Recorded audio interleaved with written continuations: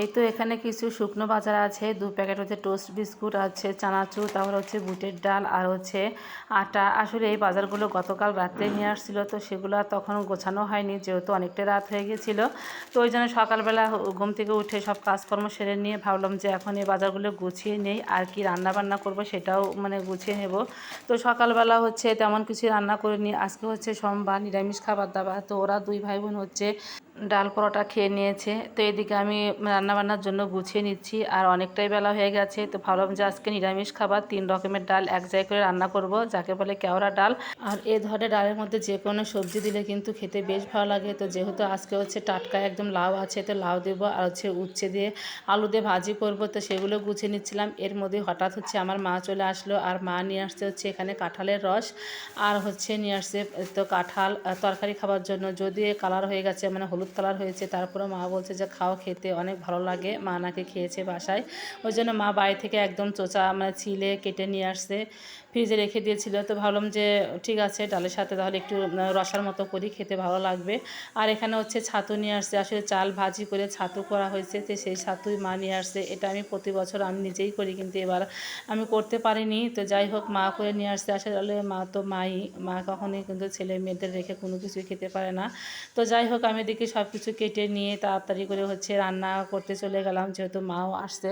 তো এদিকে লাউগুলো সিদ্ধ বসিয়ে দিয়েছি, ওইদিকে আমার প্রেশার কুকারে ডালটাও সিটি হয়ে গেছে। তো বললাম যে মাকে বললাম যে তুমি তাহলে কাঁঠালটা কেটে দাও, আর আমি হচ্ছে এদিকে রান্না বান্নার কাজে চলে যাই, অনেকটাই বেলা হয়েছে। আর ওইদিকে হচ্ছে রাইস কুকারে ভাতটাও বসিয়ে দিয়েছি।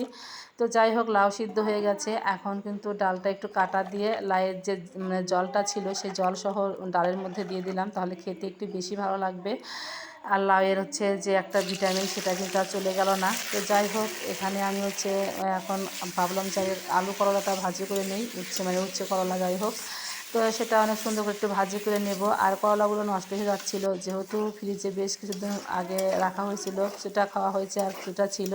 তো ভাবলাম যে আজকে খেলে একদম ফুরিয়ে যাবে আর নষ্ট হবে না। আসলে কোনো জিনিসই নষ্ট করতে ইচ্ছে করে না। তো যাই হোক, অনেক সুন্দর করে হচ্ছে ভাজিটা করে নিচ্ছি, আর ভাজা হয়েও গেছে, আর ভাজাটা খেতে বেশ মজা হয়েছিল।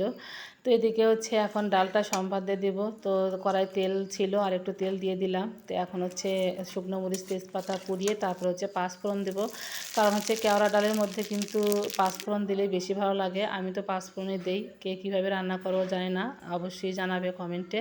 তো যাই হোক, ডালটা খেতে এত মজা হয়েছিল, আর আমার মা তো খেয়ে খুবই প্রশংসা। আর একটুখানি আদা জিরা বাটাও দিয়ে দিলাম, তো অনেক সুন্দর। আর ডালটা একটু ঘন করে রান্না করেছি, কারণ আমার বাসায় আবার সবাই একটু ঘন ডাল খেতেই বেশি ভালোবাসে।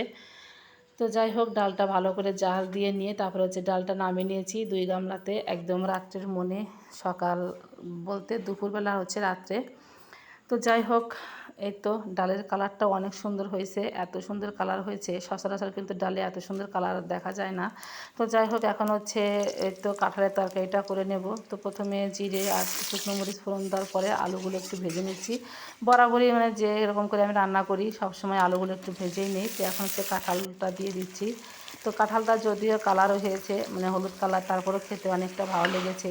এখন তো সেভাবে পাকেনি, একটু শক্তই ছিল। তো হলুদটা মধ্যে ভালো করে একটু ভেজে নেব, আর একটু হালকা ঢেকে দিয়েছিলাম যাতে তেলের ভাপে সিদ্ধ হয়। আরও ছোটো ছোটো করে কেটে নিয়েছি যাতে করে তাড়াতাড়ি সিদ্ধ হয়ে যায়।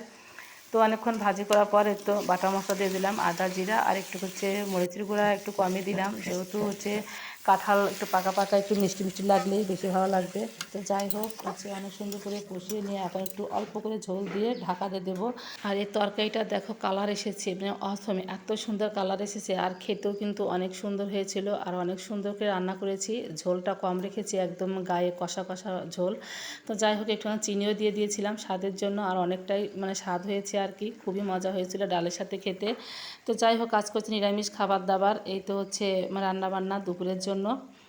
তো রান্নাবান্না কমপ্লিট করে তারপরে হচ্ছে দুপুরে সবাইকে খেতে দিলাম, মোটামুটি আমিও খেয়ে নিলাম। আর হচ্ছে ওর বাবা ছিল না, ওর বাবা একটু পরে এসে খেয়েছে বিকেলের দিকে। তো এদিকে এখন তো বিকেল প্রায় 4টা মতো বাজে, তো একটু দুধ চা করে নিচ্ছি, বলতে ম্যাডাম আসছে পড়াতে, তো ম্যাডামকে চা বিস্কিট দেবো, ওই জন্য একটু চা একটু বেশি করে নিলাম, যে বিকেলের দিকে একটু গরম করে নিজেও খেতে পারবো, ওই জন্য একটু বেশি করে নিলাম। এখন আমি খাইনি, যেহেতু একটু আগে ভাত খেয়েছি, ওই জন্য ভাবলাম যে 5টা সাড়ে 5টার দিকে খাবো। তো এই ম্যাডামকে দিচ্ছিলাম, তো বিস্কুট চা দিয়ে ম্যাডামকে খেতে দিলাম। তো যাই হোক খাবার দাবার ম্যাডাম খেয়ে তারপর হচ্ছে মানে বাচ্চাকে পড়ায়ে চলে গেছে। এদিকে মাও বলছে চলে যাবে, তো মাকে বললাম যে থাকো আজকের দিনটা, কালকে যাবে। এদিকে কাঁঠালের রস নিয়ে আসছো, তাহলে বড়া ভাজো, তুমিও খেতে পারবে আমিও খেতে পারবো, আর তুমি চলে গেলে আমি ভাজি করে খেলে ভালো লাগবে না। আসলে মা যেমন হয়, মারা যেমন হয় আর কি। তো মা এই কথাটা বলতেই মা হচ্ছে সব রেডি করে নিচ্ছিল, কাঁঠালের একদম মানে বড়া করার জন্য সব গুছিয়ে নিচ্ছিল, আর আমিও গুছিয়ে দিচ্ছিলাম সাথে সাথে। তো যাই হোক মাই হচ্ছে বড়াগুলো ভাজি করে নিল। এর মধ্যেই আমার শাশুড়ি মার হুকুম হলো যে মানে সে নাকি পরোটা খাবে রাত্রিবেলা। তো আমি আবার একটু পরোটা আরও গোস করে দিচ্ছিলাম, এদিকে মায়ের সাথে একটু মানে ভিডিও করে নিচ্ছিলাম। মা বড়া ভাজছিল। আসলে শাশুড়ি আর মায়ের মধ্যে কিন্তু অনেক তফাৎ। মাকে হুকুম করা যায় কিন্তু শাশুড়িকে কখনই হুকুম করা যায় না। মানে বিশেষ করে আমি তো পারি না, আমি শ্বশুরবাড়ির কোনো লোককে কখনো হুকুম করে কাজ করাই না, মানে আমার ইচ্ছে করে না। মাকে দিয়ে করাতে পারবো বা বোনকে দিয়ে করাতে পারবো, কিন্তু হচ্ছে শাশুড়ি কিংবা হচ্ছে অন্য কেউ, তাকে আমি কখনোই বলি না যে এই কাজটা করেন, আমার ইচ্ছে করে না। এটা হচ্ছে আমার ব্যাপার। অবশ্য অনেকে আবার উল্টো আছে, অনেকে সবাইকে দিয়ে হুকুম করে কাজ করে নিতে পারে। তো যাই হোক, এটা হচ্ছে শাশুড়ি আর মায়ের মধ্যে তফাৎ। মা হচ্ছে মেয়ের কাজ দেখে বসে থাকতে পারে না, কিন্তু শাশুড়ি মা তো কাজ করবে না, আরও কেমন করে হুকুম করে বলে যে এটা খাবো ওটা খাবো। তো যাই হোক, শাশুড়ি মা সমানই, আমি এটাই ভাবি।